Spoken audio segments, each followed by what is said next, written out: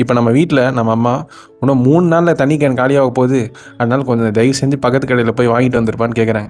நம்ம என்ன பண்ணுவோம், அதான் 3 நாள் இருக்குல்லம்மா, அப்புறம் பொறுமையாக பார்த்துக்கலாம் அப்படின்றோம். ஆனால் இதுவே நீங்கள் செம்ம தேர்ஸ்டியாக இருக்கீங்கன்னு வச்சுப்போம்.